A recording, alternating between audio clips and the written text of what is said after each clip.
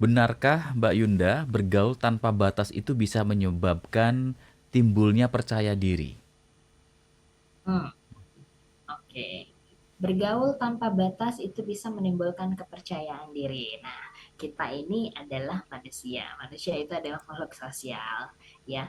Mampu beradaptasi, mampu membangun relasi yang luas, itu mungkin saja bisa meningkatkan kepercayaan diri kita. Mhm. Karena ya itu tadi ya, apa namanya, kita mampu mengaktualisasikan diri di berbagai situasi, di berbagai lingkungan. Itu menunjukkan bahwa kita cukup percaya diri ya, cukup mampu beradaptasi di berbagai situasi.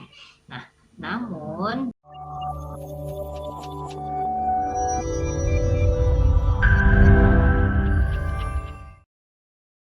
Mbak, yang mau saya tanyakan, apa ambisius itu termasuk mencintai diri sendiri atau tidak?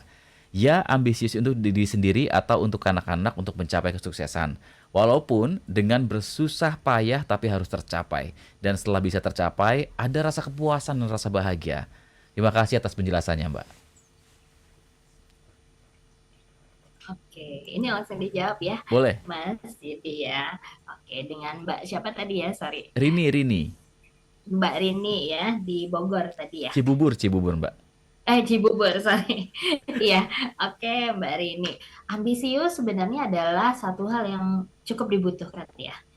Sebenarnya ambisi, motivasi itu sebenarnya dibutuhkan. Bentuk cinta terhadap diri kita sendiri, kita punya target, kita tahu apa yang mau kita capai, sehingga dalam menjalani kehidupan tuh kita tahu nih tujuannya mau seperti apa, ya, sehingga kita bisa membuat rencana-rencana untuk mencapai itu semua.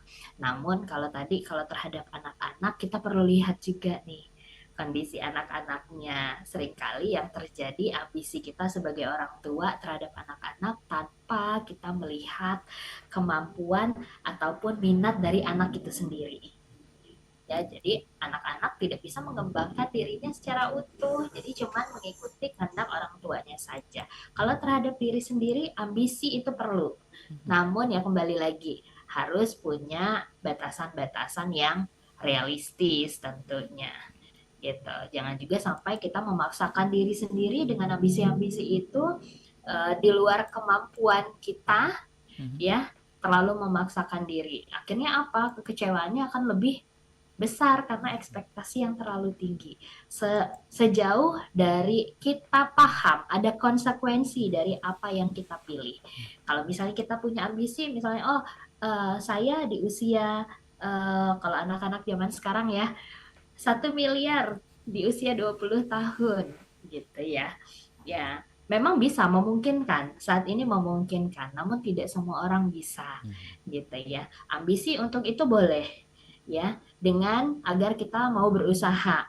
Namun cukup realistis tidak, sebanding tidak dengan usaha, sebanding tidak dengan peluang-peluang yang kita miliki. Artinya kalau kita sudah menetapkan tujuan itu, kita perlu mempersiapkan diri untuk gagal. Hmm. Ya, ya. Ya. Nah, kalau kita jatuh akhirnya overthinking terhadap kegagalan tersebut, akhirnya ambisi itu menjadi satu hal yang negatif ya. Mhm. Jadi tergantung sudut pandang kita. Kita harus siap menerima semua konsekuensi dari tiap pilihan kita. Baik. Semoga membantu Bu Rini. Kemudian ada Sarah di Bekasi. Benarkah Mbak Yunda bergaul tanpa batas itu bisa menyebabkan timbulnya percaya diri? Hmm, oke. Bergaul tanpa batas itu bisa menimbulkan kepercayaan diri. Nah, kita ini adalah manusia. Manusia itu adalah makhluk sosial, ya. Mampu beradaptasi, mampu membangun relasi yang luas, itu mungkin saja bisa meningkatkan kepercayaan diri kita. Karena ya itu tadi ya, apa namanya, kita mampu mengaktualisasikan diri di berbagai situasi, di berbagai lingkungan. Itu menunjukkan bahwa kita cukup percaya diri ya, cukup mampu beradaptasi di berbagai situasi. Nah, namun ya kalau tadi dikatakan uh, sorry apa tadi cukup mampu untuk apa tadi ya Mas ya? Menimbulkan percaya Menimbulkan percaya diri. kepercayaan Ya. diri. Iya, iya. Artinya kan dengan kita mampu untuk membangun relasi yang sehat tentunya ya, Membangun relasi yang sehat itu artinya kita punya keyakinan nih atas kemampuan relasi interpersonal kita. Namun kembali lagi perlu ada batasan-batasan tertentu. Jangan juga akhirnya kita karena kan biasanya ada tipikal orang yang ekstrovert, Mhm. namun juga ada orang yang introvert. Bukan berarti orang yang tidak bergaul itu akhirnya tidak sehat ya Mhm. secara mental. Bisa jadi memang dia tipikal orang yang kebutuhan untuk berelasinya terbatas gitu ya. Bisa dengan kita bersosialisasi, punya lingkungan yang luas gitu ya, punya kalau ke sini ada teman, ke sana ada teman, ya menunjukkan bahwa kita memang tipikal orang yang sociable, yang punya kepercayaan diri yang Mhm. cukup tinggi memang. Oke.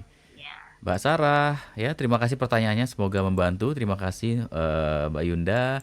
Wow, ini ramai nih. Pertanyaan berikutnya Mbak Yunda, boleh ya? Hmm, oke, Oke. boleh, boleh, boleh, silakan. Dari Aura di Medan. Selamat malam Mbak Sarah, Mas Yudi. Bagaimana jika seseorang merasa sulit mencintai dirinya sendiri karena ada pengalaman buruk di masa lalu? Wah, ada trauma berarti nih Mbak ya? Atau gimana nih, ada pengalaman buruk yang tidak Iya. bisa pulih, belum selesai, masih belum sembuh begitu ya? Oke, kalau kita bicara masalah trauma, kita mundur lagi ke belakang, ada yang disebut dengan situasi krisis. Mhm. Situasi krisis adalah situasi yang menekan, ya, Mhm. sendiri. Nah, di saat situasi krisis ini dirasakan cukup berat, ya, cukup berat, jadi kayak kita stuck di pemikiran, di kejadian itu, emosinya masih sama, padahal udah eh, terjadi bertahun-tahun gitu misalnya. Bisa jadi itu mengindikasikan kita memaknai kejadian itu sebagai peristiwa yang traumatis. Ya, nah kalau tadi dikatakan nggak bisa mencintai diri sendiri karena kejadian-kejadian sebelumnya. Kembali lagi kalau kita pakai pendekatan behavioristik itu berfokus pada here and now, di sini dan sekarang. Masa lalu itu adalah satu kejadian yang memang adalah bagian dari diri kita. Untuk berdamai, salah satunya bisa dengan memaafkan. Memaafkan itu bukan untuk orang lain yang sudah melakukan itu ya, bukan untuk mereka, tapi lebih kepada kita melepaskan diri kita dari emosi-emosi negatif yang selama ini menghukum kita, gitu. Nah, kalau kita kesulitan untuk mencintai diri sendiri, kalau misalnya kita sudah melakukan tadi contohnya ya, coba untuk merawat diri, kemudian coba lakukan eh, kalau sekarang tuh banyak meditasi Mhm. gitu ya, relaksasi, atau journaling, self compassion tadi yang sudah dijelaskan. Kalau masih kesulitan juga, mungkin sudah waktunya Mbak Dini tadi, Mbak Aura. Mbak siapa yang dari Mbak Aura Ya. dari Medan, mungkin sudah saatnya untuk coba untuk datang ke profesional gitu. Kadang memang kita manusia ini punya keterbatasan untuk menghadapi atau mengatasi permasalahan kita sendiri. Nah, self love karena bagian dari self care tadi Mhm. itu adalah berani atau mau menerima bantuan. Itu menjadi salah satu indikasi untuk kita mencintai diri kita sendiri. Oke, Mbak Aura, ya semoga membantu dan mudah-mudahan bisa pulih dari pengalaman buruk di masa lalunya dan bisa mencintai dirinya sendiri, ya Mbak Yunda ya seperti itu.